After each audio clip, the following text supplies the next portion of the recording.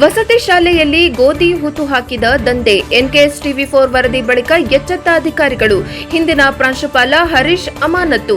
ಇತರರ ವಿರುದ್ಧ ಕ್ರಮಕ್ಕೆ ಪ್ರಶ್ನೆ. ತರೀಕೆರೆ ಎಚ್ ರಂಗಾಪುರದ ಕಿತ್ತೂರಾಣಿ ಚೆನ್ನಮ್ಮ ವಸತಿ ಶಾಲೆಯಲ್ಲಿ ವಿದ್ಯಾರ್ಥಿಗಳ ಆಹಾರಕ್ಕಾಗಿ ಸರ್ಕಾರದಿಂದ ಒದಗಿಸಲಾದ ಗೋಧಿ ಚೀಲಗಳನ್ನು ಅಕ್ರಮವಾಗಿ ಹೂತು ಹಾಕಿದ ಗಂಭೀರ ಪ್ರಕರಣಕ್ಕೆ ಸಂಬಂಧಿಸಿದಂತೆ ಎನ್ಕೆಎಸ್ ಟಿವಿ4 ವರದಿ ಬೆಳಕಿಗೆ ತಂದ ಬಳಿಕ ಅಧಿಕಾರಿಗಳು ಎಚ್ಚೆತ್ತು ಕ್ರಮ ಕೈಗೊಂಡಿದ್ದಾರೆ. ಈ ಪ್ರಕರಣದಲ್ಲಿ ಹಿಂದಿನ ಪ್ರಾಂಶುಪಾಲರಾದ ಬಿಜೆ ಹರೀಶ್ ಅವರನ್ನ ಅಮಾನತು ಮಾಡಲಾಗಿದ್ದು, ಇಲಾಖೆಯ ವೈಫಲ್ಯಕ್ಕೆ ಇದು ಸ್ಪಷ್ಟ ಸಾಕ್ಷಿಯಾಗಿದೆ. ಆದರೆ ಕೇವಲ ಅಮಾನತು ಕ್ರಮ ಸಾಲದು, ಸೇವೆಯಿಂದಲೇ ವಜಾಗೊಳಿಸಿ ಕಠಿಣ ಶಿಕ್ಷೆ ವಿಧಿಸಬೇಕು ಎಂಬ ಒತ್ತಾಯ ಸಾರ್ವಜನಿಕರಿಂದ ಕೇಳಿಬರುತ್ತಿದೆ. 2023 ರಿಂದ 2025 ಅವಧಿಯಲ್ಲಿ ಪ್ರಾಂಶುಪಾಲರಾಗಿ ಕಾರ್ಯನಿರ್ವಹಿಸುತ್ತಿದ್ದ ಹರೀಶ್ ಅವರ ಆಡಳಿತ ಅವಧಿಯಲ್ಲಿ ಗೋಧಿ ಚೀಲಗಳನ್ನು ನಿಗೂಢವಾಗಿ ಹೂತು ಹಾಕಿರುವುದು ತನಿಖೆಯಲ್ಲಿ ಬಹಿರಂಗವಾಗಿದೆ. ಯಾವುದೇ ಮೇಲಾಧಿಕಾರಿಗಳ ಅನುಮತಿ ಪಡೆಯದೆ ನಿಯಮಗಳನ್ನು ಉಲ್ಲಂಘಿಸಿ ಈ ಕೃತ್ಯ ಎಸಗಲಾಗಿದೆ ಎಂಬುದು ಮೇಲ್ನೋಟಕ್ಕೆ ಪರಿಶೀಲನೆಯಲ್ಲಿ ಸ್ಪಷ್ಟವಾಗಿದೆ. ಈ ಹಿನ್ನೆಲೆಯಲ್ಲಿ ಕರ್ನಾಟಕ ವಸತಿ ಶಿಕ್ಷಣ ಸಂಸ್ಥೆಗಳ ಸಂಘದ ಕಾರ್ಯನಿರ್ವಾಹಕ ನಿರ್ದೇಶಕರು ಹರೀಶ್ ಅವರನ್ನ ಅಮಾನತು ಮಾಡಿ ಆದೇಶ ಹೊರಡಿಸಿದ್ದಾರೆ. ಆದರೆ ಈ ಕ್ರಮ ಸಾರ್ವಜನಿಕರಲ್ಲಿ ಅತೃಪ್ತಿಗೆ ಕಾರಣವಾಗಿದೆ. ಪ್ರಕರಣದ ಇತರೆ ಆಯಾಮಗಳು ಈಗ ಗಂಭೀರ ಪ್ರಶ್ನೆಗಳನ್ನು ಎಬ್ಬಿಸುತ್ತಿವೆ. ಸ್ಪಷ್ಟ ಪಾತ್ರವಿಲ್ಲದಿದ್ದರೂ ದೈಹಿಕ ಶಿಕ್ಷಣ ಶಿಕ್ಷಕರಾದ ಬಿಎಂ ರವಿ ಅವರನ್ನ ವರ್ಗಾವಣೆ ಮಾಡಿರುವುದು ಹಾಗೂ ಹೊರಗುತ್ತಿಗೆ ನೌಕರರಾದ ವಿಶಾಲಮ್ಮ ಅವರನ್ನ ಸೇವೆಯಿಂದ ವಜಾಗೊಳಿಸಿರುವುದು ತೀವ್ರ ಆಕ್ರೋಶಕ್ಕೆ ಕಾರಣವಾಗಿದೆ. ನಿಜವಾದ ತಪ್ಪಿತಸ್ಥರನ್ನ ಬಿಟ್ಟು ಅಮಾಯಕರ ಮೇಲೆ ಕ್ರಮ ಕೈಗೊಳ್ಳಲಾಗಿದೆ ಎಂಬ ಆರೋಪಗಳು ಕೇಳಿಬರುತ್ತಿವೆ. ಇನ್ನು ಕೆಲವು ಸಿಬ್ಬಂದಿಗಳು ಮತ್ತು ಅಧಿಕಾರಿಗಳು ಸಂಚು ರೂಪಿಸಿ ಎಸ್ಸಿ ಸಮುದಾಯದವರನ್ನ ಪ್ರಕರಣಕ್ಕೆ ಎಳೆದುಕೊಂಡರೆ ಕೇವಲ ಅಮಾನತು ಅಥವಾ ವರ್ಗಾವಣೆ ಮಟ್ಟದ ಕ್ರಮ ಮಾತ್ರ ಆಗುತ್ತದೆ ಎಂಬ ಲೆಕ್ಕಾಚಾರದಲ್ಲಿ ಅಮಾಯಕರನ್ನ ಬಲಿಪಶು ಮಾಡಲಾಗಿದೆ ಎಂಬ ಮಾತು ಸಾರ್ವಜನಿಕರ ವಲಯದಲ್ಲಿ ಹರಿದಾಡುತ್ತಿದೆ. ಹೊರಗುತ್ತಿಗೆ ನೌಕರರ ಸಂಘದವರ ಪ್ರಕಾರ ಪ್ರಾಂಶುಪಾಲ ಹರೀಶ್ ಹಾಗೂ ಲಿಂಗರಾಜು ವಿರುದ್ಧ ಹಲವಾರು ವರ್ಷಗಳಿಂದ ಕಿರುಕುಳದ ಬಗ್ಗೆ ದೂರುಗಳನ್ನು ಸಲ್ಲಿಸಿದ್ದರೂ ಅಧಿಕಾರಿಗಳು ಯಾವುದೇ ಕ್ರಮ ಕೈಗೊಳ್ಳಲಿಲ್ಲ. ಆದರೆ ಇದೀಗ ಪ್ರಕರಣ ಬೆಳಕಿಗೆ ಬಂದಾಗ ಅಮಾಯಕರನ್ನ ಟಾರ್ಗೆಟ್ ಮಾಡಿರುವುದು ಜಾತೀಯತೆ ಮತ್ತು ಹಾಗೂ ಮೇಲ್ವರ್ಗದವರನ್ನ ರಕ್ಷಿಸುವ ಪ್ರಯತ್ನವಾಗಿದೆ ಎಂದು ಆರೋಪಿಸಲಾಗಿದೆ. ನಿಜವಾದ ತಪ್ಪಿತಸ್ಥರನ್ನ ರಕ್ಷಿಸಿ ನಿರಪರಾಧಿಗಳ ಮೇಲೆ ಕ್ರಮ ಕೈಗೊಳ್ಳಲಾಗಿದೆ ಎಂದು ದೂರುದಾರ ಶಿವಮೂರ್ತಿ ಗಂಭೀರ ಆರೋಪ ಮಾಡಿದ್ದಾರೆ. ಈ ಘಟನೆ ಸರ್ಕಾರದ ಯೋಜನೆಗಳ ಮೇಲೆ ಸಾರ್ವಜನಿಕ ನಂಬಿಕೆಗೆ ಧಕ್ಕೆ ತಂದಿದ್ದು, ಸಂಪೂರ್ಣ ಪಾರದರ್ಶಕ ಮತ್ತು ನ್ಯಾಯಸಮ್ಮತ ತನಿಖೆ ನಡೆಯಬೇಕು ಎಂಬ ಒತ್ತಾಯ ಹೆಚ್ಚಾಗಿದೆ. ತಪ್ಪಿತಸ್ಥರ ವಿರುದ್ಧ ಕಠಿಣ ಕ್ರಮ ಕೈಗೊಳ್ಳುವುದರ ಜೊತೆಗೆ ತಪ್ಪಿಲ್ಲದವರ ಮೇಲೆ ಕೈಗೊಂಡಿರುವ ಕ್ರಮವನ್ನು ಹಿಂಪಡೆಯಬೇಕು ಎಂದು ಸಾರ್ವಜನಿಕರು ಆಗ್ರಹಿಸಿದ್ದಾರೆ. ಇದೇ ವೇಳೆ ವಸತಿ ಶಾಲೆಯಲ್ಲಿನ ಇತರೆ ಅಕ್ರಮಗಳ ಕುರಿತಾದ ದೂರುಗಳನ್ನು ಗಮನದಲ್ಲಿಟ್ಟುಕೊಂಡು ನಿವೃತ್ತ ನ್ಯಾಯಮೂರ್ತಿಯವರ ನೇತೃತ್ವದಲ್ಲಿ ಸಮಗ್ರ ತನಿಖೆ ನಡೆಸಬೇಕೆಂದು ಸಾರ್ವಜನಿಕರು ಹಾಗೂ ಸಂಘಟನೆಗಳ ಮುಖಂಡರು ಒತ್ತಾಯಿಸಿದ್ದಾರೆ. ವರದಿ ಪ್ರದೀಪ್ ಹೆಚಿ, ತರೀಕೆರೆ, ಎನ್ಕೆಎಸ್ ಟಿವಿ4.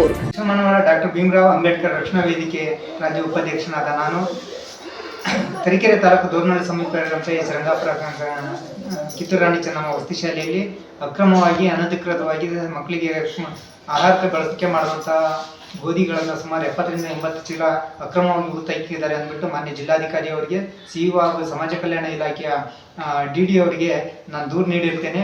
ಆ ದೂರಿನನ್ವಯ ಮಾನ್ಯ ಡಿಡಿ ಅವರು ವಸತಿ ಶಿಕ್ಷಣ ಸಂಸ್ಥೆಗಳ ಡಿಸಿಒ ಅವರಿಗೆ ಇದನ್ನ ತನಿಖೆಯನ್ನ ವಹಿಸಿರ್ತಾರೆ. ಅವರು ತನಿಖೆ ಮಾಡಲಿಕ್ಕೆ ನಮಗೆ ಕರೆ ಮಾಡಿದಾಗ ನಾವು ಸಹ ಹೋಗಿರ್ತೀವಿ.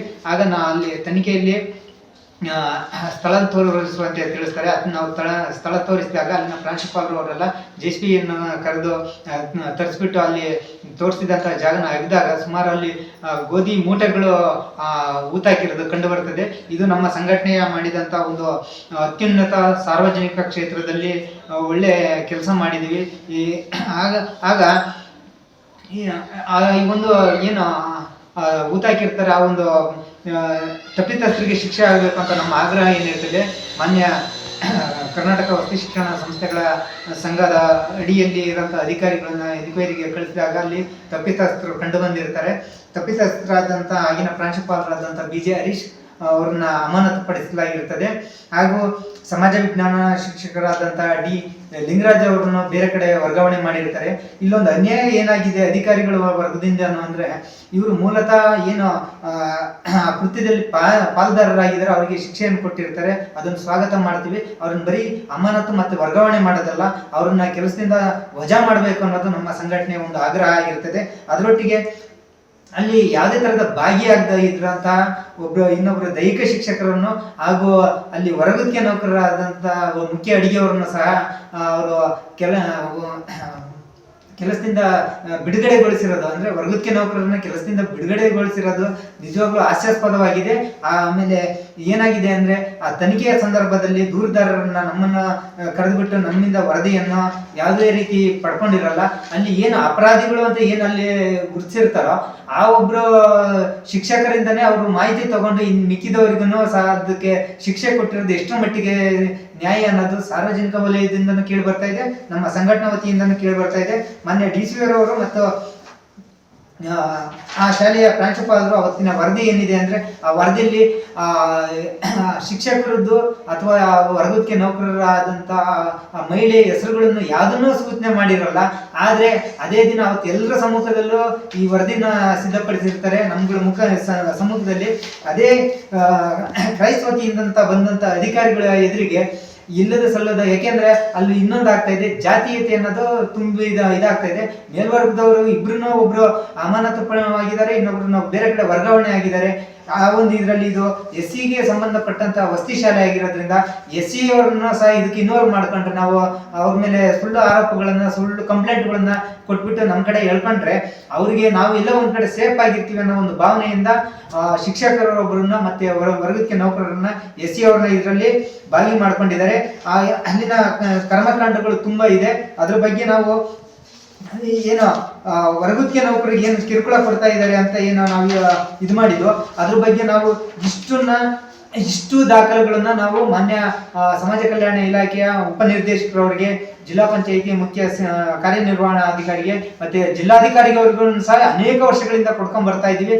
ಆದ್ರೆ ಆ ಶಿಕ್ಷಕನ ಬಗ್ಗೆ ಪ್ರಭಾಕರಿ ಪ್ರಾಂಶುಪಾಲರಾಗಿ ಏನು ಕಾರ್ಯನಿರ್ವಹಿಸ್ತಾ ಇದ್ರು ಲಿಂಗರಾಜ್ ಅವರು, ಅವ್ರ ಬಗ್ಗೆ ಯಾವುದೇ ರೀತಿಯ ಕ್ರಮ ಕೈಗೊಳ್ಳದಲೆ ಈಗ ಅನ್ಯಾಯವಾಗಿ ದಲಿತ ವರ್ಗಕ್ಕೆ ಸೇರಿದವ್ರ ಮೇಲೆ ಅನಾವಶ್ಯಕವಾಗಿ ಅವ್ರ ಮೇಲೆ ಆದೇಶಗಳು ಮಾಡಿರೋದನ್ನ ಸರ್ಕಾರ ಮತ್ತೆ ಅಧಿಕಾರಿಗಳು ಕೂಡಲೇ ಹಿಂಪಡಿಬೇಕು. ತಪ್ಪಿತಸ್ಥ ಅಧಿಕಾರಿಗಳಿಗೆ ಶಿಕ್ಷೆ ಆಗಲಿ, ಅವ್ರನ್ನ ಬರೀ ಅಮಾನತ ಪಡೋದೇ ಆಗಲಿ ಅಥವಾ ಬೇರೆ ಕಡೆ ವರ್ಗಾವಣೆ ಮಾಡೋದೇ ಆಗಲಿ, ಅದು ಸರ್ಕಾರ ಮತ್ತೆ ಸರ್ಕಾರದ ಅನುದಾನ ಪರಿಶಿಷ್ಟ ವರ್ಗಕ್ಕೆ ಮೀಸಲಾಗಿದ್ದ ಅಂತ ಒಂದು ಹಣನ ದುರುಪಯೋಗ ಮಾಡ್ದಂಗೆ ಅವ್ರನ್ನ ತಕ್ಷಣ ಕೆಲಸದಿಂದನೇ ವಜಾ ಮಾಡಬೇಕು ಅನ್ನೋದು ನಮ್ಮ ಒಂದು ಆಗ್ರಹ ಆಗಿರ್ತದೆ. ನಮ್ಮ ಸಂಘಟನೆ ಹೋರಾಟದ ಫಲವಾಗಿ ಇವತ್ತೇನು ತಾತ್ಕಾಲಿಕವಾಗಿ ಸರ್ಕಾರದ ಅಧಿಕಾರಿಗಳು ಕಣ್ಣಿಗೆ ತುಪ್ಪ ಸವರ ಅಂತ ಕೆಲಸ ಮಾಡಿಬಿಟ್ಟು ಅದ್ರ ಜೊತೆಗೆ SC ಅವ್ರನ್ನ ಇದು ಮಾಡ್ಕೊಂಡಿದ್ದಾರೆ. ಇದು ನಮ್ಮ ಸಂಘಟನೆಯ ಹೋರಾಟದ ಫಲವಾಗಿರ್ತದೆ. ಮುಂದಿನ ದಿನದಲ್ಲಿ ಆ ಶಾಲೆಯ ಅಕ್ರಮಗಳ ಗೂಡಾಗಿದೆ, ವಿತ್ ದಾಖಲೆಗಳ ಸಮೇತ ನಾವು ಅದನ್ನ ಬಹಿರಂಗ ಪಡಿಸ್ತೀವಿ. ಆಗ ತನಿಖೆ ಮಾಡಿಬಿಟ್ಟು ಯಾರಿಂದ ತನಿಖೆ ಆಗ್ಬೇಕು, ನಮ್ಗೆ ಈಗ ಅಧಿಕಾರಿಗಳಿಂದ ತನಿಖೆ ಆಗೋದಕ್ಕೆ ಯಾಕಂದ್ರೆ ನಮ್ಗೆಲ್ಲ ಒಂದ್ ಕಡೆ ಬೇಸರ ಆಗ್ತಾ ಇದೆ. ಇದನ್ನ ನಿವೃತ್ತ ಮುಖ್ಯ ನ್ಯಾಯಮೂರ್ತಿಗಳಿಂದನೇ ಅದು ತನಿಖೆ ಆಗ್ಬೇಕು. ಅಲ್ಲಿರೋ ಕರ್ಮಕಾಂಡ, ಮಕ್ಕಳಿಗೆ ಸಿಗ್ಬೇಕಾದಂತ ಸೌಲಭ್ಯಗಳು, ಹೊರಗುತ್ತಿಗೆ ನೌಕರರುಗಳು ಸಹ ಅಲ್ಲಿ ಬಹುತೇಕವಾಗಿ ಅಲ್ಲಿ SC ST ಅವರು ಇರೋದ್ರಿಂದ ಅವ್ರಿಗೂ ನಿರಂತರವಾಗಿ ಕಿರುಕುಳ ಕೊಡ್ಕೊಂಡ್ ಬರ್ತಾ ಇದ್ದಾರೆ. ಅಲ್ಲಿನ ಕರ್ಮಕಾಂಡದ ಬಗ್ಗೆ ಇಷ್ಟು ದಾಖಲೆಗಳಿದೆ. ಮಾನ್ಯ ಜಿಲ್ಲಾಧಿಕಾರಿಯವರು ಆದೇಶ ಮಾಡಿದ್ದಾರೆ ಇವ್ರ ಬಗ್ಗೆ ಎನ್ಕ್ವೈರಿ ಮಾಡ್ಲಿಕ್ಕೆ, ಎಲ್ಲರೂ ಮಾಡಿದ್ದಾರೆ. ಆದ್ರೂ ಇದುವರೆಗೂ ತಪ್ಪಿತಸ್ಥರಿಗೆ ಯಾರಿಗೂ ಸಹ ಒಂದು ಶಿಕ್ಷೆ ಆಗಿಲ್ಲ. ಈಗೇನು ತಪ್ಪಿತಸ್ಥರು ಈಗ ಸಾಕ್ಷಿ ಸಮೇತ ಸಿಕ್ಕಿದ್ದಾರೆ. ಹಾಗಾಗಿಬಿಟ್ಟು ಅಲ್ಲಿ ಹೊರಗುತ್ತಿಗೆ ನೌಕರದ್ದು ಯಾವುದೇ ಪಾತ್ರ ಇಲ್ಲ ಅಂದ್ರೂ ಅವ್ರನ್ನ ಸಹ ಹೇಳ್ಕೊಂಡಿದ್ದಾರೆ. ಇದನ್ನ ನಾವು ಖಂಡಿಸ್ತೀವಿ. ಸರ್ಕಾರದ ಒಂದು ಸಮಾಜ ಕಲ್ಯಾಣ ಇಲಾಖೆಯ ಮುಖ್ಯ ಪ್ರಧಾನ ಕಾರ್ಯದರ್ಶಿಯವರಾದ ಮೇಜರ್ P ಮಣಿವಣ್ಣನ್ ಅವರ ಅಧ್ಯಕ್ಷತೆಯಲ್ಲಿ ಸಭೆಯಲ್ಲಿ ಒಂದು ಇದಾಗಿತ್ತು. ಏಕಾಏಕಿ ಹೊರಗುತ್ತಿಗೆ ನೌಕರರನ್ನ ಕೆಲಸದಿಂದ ತೆಗೆಯೋದಕ್ಕೆ ಬರಲ್ಲ, ಅವರಿಗೆ 3 ನೋಟಿಸ್ ಕೊಡಬೇಕು, ಮತ್ತೆ ಅವ್ರನ್ನ ಏಜೆನ್ಸಿ ಅವ್ರಿಗೂ ನೋಟಿಸ್ ಕೊಡಬೇಕು, DC ಅವ್ರಿಗೆ ಮಾತ್ರ ಪವರ್ ಇರ್ತದೆ ಅಂತ ಹೇಳಿದ್ರು. ಇವರು ಯಾವುದೇ ತರದ ನೋಟಿಸ್ಗಳನ್ನ ಕೊಡದೆ, ಆಮೇಲೆ ಅವರ ಏನು ಹೊರಗುತ್ತಿಗೆ ನೌಕರಿಗೆ ಏನು ಸೂಚನೆ ಮಾಡಿದ್ದಾರೆ, ಯಾವ ಬೇಸಿಕ್ ಮೇಲೆ ಇದು ಮಾಡಿದ್ದಾರೆ ಅಂತ ನಾವು ಪತ್ರಿಕೆ ಮುಖಾಂತರ ನಾವು ನೋಡಿ ತಿಳ್ಕೊಂಡು, ಅವರು ಕೆಲಸದ ಸಮಯಕ್ಕೆ ಸರಿಯಾಗಿ ಬರಲ್ಲ, ಅಧಿಕಾರಿಗಳಿಗೆ ಸರಿಯಾದ ರೀತಿ ಸ್ಪಂದಿಸಲ್ಲ. ಮೇಲಾಗಿ ಅವರು ಈ ತರದ ಸಿಲ್ಲಿ ಆನ್ಸರ್ಗಳನ್ನ ಕೊಟ್ಬಿಟ್ಟಿದ್ದಾರೆ. ಅವರು ಬಹುತೇಕವಾಗಿ ನಾವು ಅಲ್ಲಿ ಏನ್ ಕೆಲಸ ಮಾಡ್ತಾ ಇದ್ದಾರೆ ಅಡಿಗೆಯವರು ಅಂತ ಏನೀಗ ಬಿಡುಗಡೆಗೊಳಿಸ್ಲಿಕ್ಕೆ ಇದು ಮಾಡಿದ್ರು, ಪ್ರಾಮಾಣಿಕವಾಗಿ ಅಲ್ಲಿ ಎಲ್ಲರಿಗಿಂತ ಮುಂಚಿತವಾಗಿ ಹಾಜರಾಗುವಂತ ವ್ಯಕ್ತಿ ಅವರು. ಅಲ್ಲಿ ಎಲ್ಲ ಅಧಿಕಾರಿಗಳಂದ್ರೆ ಕಾನೂನು ಚೌಕಟ್ಟು ವಸತಿ ಶಾಲೆ ವ್ಯಾಪ್ತಿ ಒಳಗಡೆಯಿಂದ ಮಾತುಗಳನ್ನ ಕಡ್ಡಾಯವಾಗಿ ಅವ್ರು ಕೇಳಿರ್ತಾರೆ. ಆಮೇಲೆ ಇದನ್ನ ಏನಕ್ಕೆ ಅವರು ಅಷ್ಟು ಅವ್ರ ಮೇಲೆ ಇದು ಮಾಡ್ತಾ ಇದ್ದಾರೆ ಅಂದ್ರೆ, ಇತ್ತೀಚೆಗೆ ನಡೆದಂತ ಮಾನ್ಯ ಸಮಾಜ ಕಲ್ಯಾಣ ಇಲಾಖೆ ಡಿಡಿ ಅವರ ಅಧ್ಯಕ್ಷತೆಯಲ್ಲಿ ವೃತ್ತಿಯ ನೌಕರರ ಸಭೆ ನಡೆದಿರ್ತದೆ. ಆ ಸಭೆಯಲ್ಲಿ ಈ ವಸತಿ ಶಾಲೆಯಲ್ಲಿನ ಮಕ್ಕಳಿಗೆ ಕೊಡುವಂತ ಆಹಾರ ಕಳಪೆ ಆಗಿರ್ತದೆ ಮತ್ತು ಅತಿ ಕಡಿಮೆ ಪ್ರಮಾಣದಲ್ಲಿ ಕೊಡ್ತಾರೆ ಅಂದ್ಬಿಟ್ಟು ಅಲ್ಲಿ ಪ್ರಸ್ತಾಪ ಆಗಿರ್ತದೆ. ಅಂದಿನಿಂದ ಆ ಒಂದು ವೃತ್ತಿಯ ನೌಕರರ ಮೇಲೆ ಪ್ರಭಾರಿ ಪ್ರಾಂಶುಪಾಲರಾಗಿದ್ದಂತಹ ಡಿ ಲಿಂಗರಾಜ್ ಅವರು ತುಂಬಾ ಟಾರ್ಚರ್ ಕೊಟ್ಟು ಇವರನ್ನ ಅನೇಕ ಬಾರಿ ಕೆಲಸದಿಂದ ತೆಗೆಯುವಂತ ಹುನ್ನಾರಗಳನ್ನು ಸಹ ಮಾಡಿರ್ತಾರೆ. ಈ ಒಂದು ವಿಚಾರವಾಗಿ ನಮಗೆ ಈಗೇನು ಸರ್ಕಾರದಿಂದ ಅಥವಾ ಸಮಾಜ ಕಲ್ಯಾಣ ಇಲಾಖೆ ಆಗಿರ್ಬೋದು ಕ್ರೈಸಿಂದ ಏನು ನಮಗೆ ಇದಾಗಿದೆ, ಇದು ತಾತ್ಕಾಲಿಕವಾಗಿ ಸಮಾಧಾನ ತರುವಂತ ವಿಚಾರ ಆಗಿದೆ ಹೊರತು ಇದು ಸಂಪೂರ್ಣವಾಗಿ ಅಲ್ಲಿ ನ್ಯಾಯ ಸಿಕ್ಕಿಲ್ಲ ಅನ್ನೋದು ನಮ್ಮಗಳ ಒಂದು ಅಭಿಪ್ರಾಯ ಆಗಿರ್ತದೆ. ಇದಕ್ಕೆ ನ್ಯಾಯ ಸಿಗೋವರೆಗೂ ಸಹ ನಾವು ಹೋರಾಡ್ತೇವೆ. ಏನ್ ತಪ್ಪಿತಸ್ಥರಿಗೆ ಕಠಿಣವಾದ ಶಿಕ್ಷೆಯನ್ನು ಇದು ಮಾಡಬೇಕು.